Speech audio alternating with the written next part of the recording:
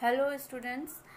Online classes के अंतर्गत हम विजयनगर साम्राज्य की राजनीतिक उपलब्धियों के बारे में चर्चा कर रहे थे और पिछले लेक्चर में हमने विशेष रूप से संगम राजवंश के शासकों की राजनीतिक उपलब्धियों के बारे में बात की थी।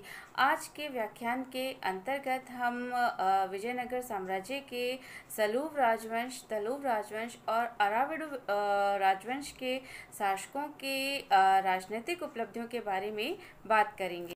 तो सबसे पहले हम बात करते हैं सालू वंश की, और इसका जो शासनकाल माना जाता है वो 1485 से 1505 ईस्वी तक का माना जाता है। और इसका जो प्रथम शासक था वो नरसिंह सालू था, और नरसिंह सालू का शासनकाल 1485 से 1491 ईस्वी तक का माना जाता है। तो नरसिंह सालू ने विजयनगर में दूसरे राजवंश सालू वंश की स्थापना की, और अपने 6 वर्षीय शासनकाल में सालू ने अपने राज्य में व्याप्त आंतरिक विद्रोहों को समाप्त करने का प्रयत्न किया। इमाड़ी नरसिंह जो था वो सालू वंश का दूसरा शासक था, और नरसिंह सालू की मृत्यु के पश्चात वो सिंहासन पर बैठा, और इसका जो शासनकाल है वो 1491 से 1505 ईस्वी तक का माना जाता है। तो चूंकि वो अल्पायु था, इसलिए उसके संरक्षक नरसा नायक ने उचित मौके पर संपूर्ण सत्ता पर अपना अधिकार जमा लिया और वो स्वयं शासक बन गया। 1505 ईस्वी में इमाड़ी नरसिंह की हत्या नरसा नायक के पुत्र वीर नरसिंह द्वारा कर दी गई, और उसने सिंहासन पर अधिकार कर लिया, और विजयनगर साम्राज्य के इतिहास में इसे द्वितीय बलापहार की संज्ञा दी गई है, और इसके साथ ही सालू वंश का अंत हो गया। सालू वंश के पश्चात तुलु वंश ने विजयनगर साम्राज्य पर शासन किया, और इसका जो शासनकाल माना जाता है वो 1505 से 1570 ईस्वी तक का माना जाता है।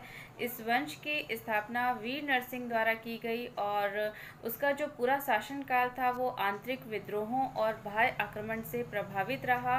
1509 ईस्वी में उसकी मृत्यु हो गई, और उसकी मृत्यु के पश्चात उसका छोटा भाई कृष्ण देव राय सम्राट पद पर नियुक्त हुआ।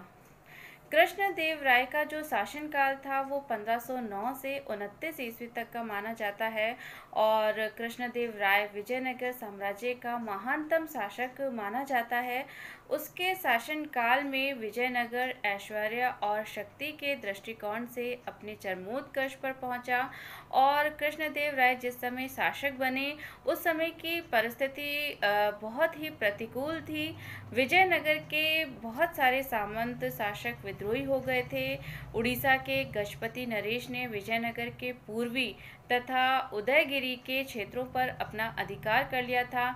इधर उत्तर में बीजापुर और पश्चिम में पुर्तगाली भी विजयनगर पर अधिकार करने की योजना बना रहे थे, और सबसे पहले उसने विद्रोही सामंतों का दमन किया। कृष्णदेव राय ने अपने सफल सैनिक अभियान के अंतर्गत 1509 या 10 ईस्वी में बीदर के सुल्तान महमूद शाह को हराया।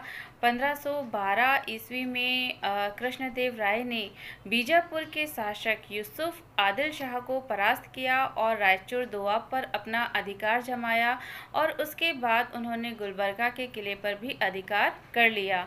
कृष्णदेव राय ने बीदर पर फिर से आक्रमण कर वहां के बहमनी सुल्तान महमूद शाह को बरीद के कब्जे से छुड़ाया और उसे पुनः सिंहासन पर बैठाया, और इसके साथ ही उन्होंने यवन राज्य स्थापनाचार्य की उपाधि धारण की। 1513 से 1528 ईस्वी के मध्य कृष्णदेव राय ने उड़ीसा के गजपति शासक प्रताप रुद्रदेव से युद्ध किया और उसे कई बार पराजित किया, और निराश प्रताप रुद्रदेव ने कृष्णदेव राय से संधि की प्रार्थना की और उसके साथ अपनी पुत्री का विवाह कर दिया। गोलकुंडा के सुल्तान कुली कुतुब शाह को कृष्णदेव राय ने सालू तिम्म के द्वारा परास्त करवाया, और कृष्णदेव राय का जो अंतिम सैन्य अभियान था वो बीजापुर सुल्तान इस्माइल आदिल के विरुद्ध था। कृष्णदेव राय के समय में विजयनगर और पुर्तगालियों के बीच मैत्रीपूर्ण संबंध स्थापित हुए, और उस समय भारत में जो पुर्तगाली गवर्नर था वो अल्बुकर्क था। कृष्णदेव राय ने पुर्तगालियों को विजयनगर के सबसे बड़े बंदरगाह भटकल में किला निर्माण की स्वीकृति प्रदान की, और इसके पीछे जो मुख्य कारण था वो यह था कि अल्बुकर्क के नेतृत्व में पुर्तगालियों द्वारा 1510 ईस्वी में यूसुफ आदिल शाह के नेतृत्व में आई बहमनी सेना को हराकर गोवा पर कब्जा करना, जो कि बहमनी राज्य का सबसे बड़ा बंदरगाह था। कृष्णदेव राय पुर्तगालियों के माध्यम से बहमनी को होने वाले अरब ईरानी घोड़ों की आपूर्ति को रोकना चाहता था, क्योंकि पुर्तगालियों ने शक्तिशाली नाविक शक्ति से फारस की खाड़ी में स्थित ऑरमुज, अदन आदि बंदरगाहों पर अपना कब्जा कर लिया था।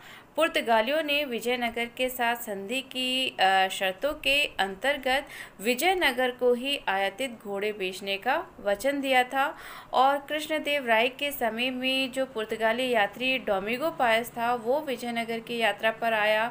उसने कृष्णदेव राय की बहुत प्रशंसा की है अपने यात्रा वृतांत में, और एक अन्य पुर्तगाली यात्री डुआर्ट बारबोसा ने भी समकालीन सामाजिक और आर्थिक जीवन का बहुत सुंदर वर्णन किया है। कृष्णदेव राय ने विवाह कर जैसे अलोकप्रिय करों को समाप्त कर प्रजा को करों से राहत प्रदान की। उसने बंजर और जंगली भूमि को कृषि योग्य बनाने के लिए प्रयास किए। कृष्णदेव राय ने अपने भाई अच्युत देव राय को अपना उत्तराधिकारी मनोनीत किया था, क्योंकि कृष्णदेव राय का जो पुत्र था वो मात्र 1.5 वर्ष का ही था, और अच्युत देव राय का जो शासनकाल माना जाता है वो 1529 से 1542 ईस्वी तक का माना जाता है। और उसके शासनकाल में पुर्तगाली यात्री नुनीज ने विजयनगर की यात्रा की थी, और अच्युत देव राय के शासन में जो आंतरिक अशांति व्याप्त थी उसका लाभ उठाकर उड़ीसा के नरेश गजपति और बीजापुर के सुल्तान इस्माइल आदिल खां ने विजयनगर पर आक्रमण कर दिया, और जिसके परिणाम स्वरूप जो गजपति नरेश था वो पराजित हुआ। लेकिन बीजापुर के सुल्तान ने रायचूर, दोआब और मुदगल के किले पर अपना अधिकार कर लिया, और अच्युत देव राय के शासनकाल में आंतरिक अशांति व्यवस्था का लाभ उठाकर पुर्तगालियों ने भी तूतीकोरिन के मोती क्षेत्र पर अपनी विजय प्राप्त कर ली, और अच्युत देव राय ने महामंडलेश्वर नामक एक नए अधिकारी की नियुक्ति की। सदाशिव राय तुलु वंश का अंतिम शासक माना जाता है, और इसका जो शासनकाल था वो 1542 से 1570 ईस्वी तक का था। उसके समय में जो राज्य की वास्तविक शक्ति थी वो उसके प्रधानमंत्री राम राय के हाथों में थी।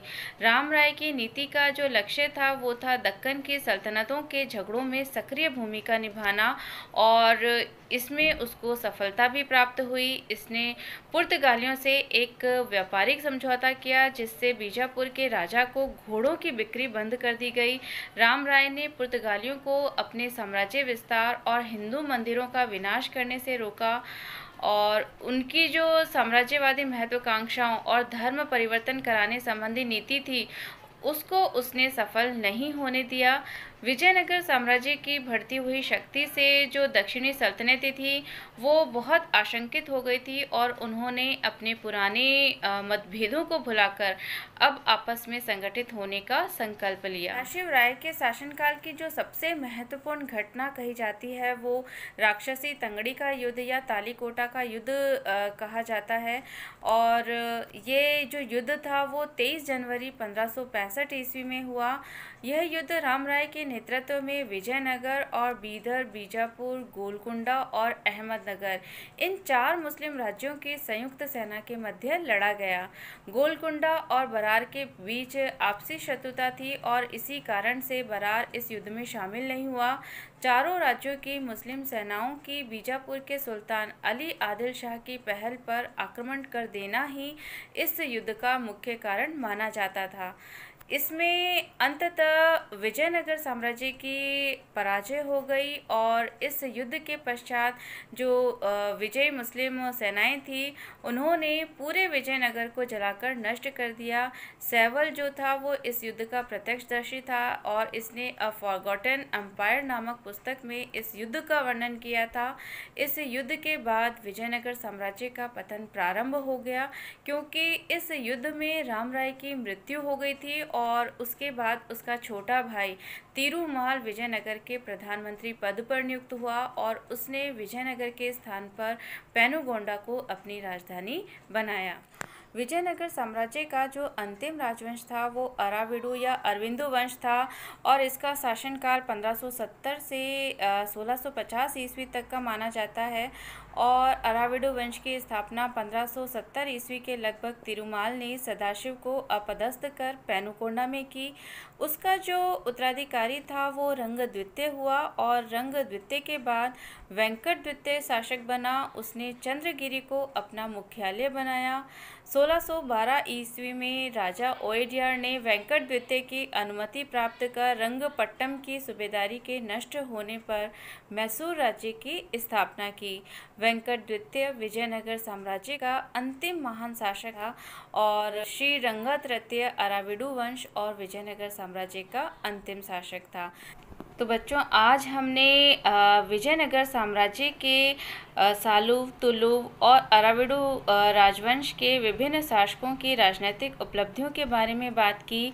अगले लेक्चर में हम विजयनगर साम्राज्य की सांस्कृतिक उपलब्धियों के बारे में चर्चा करेंगे।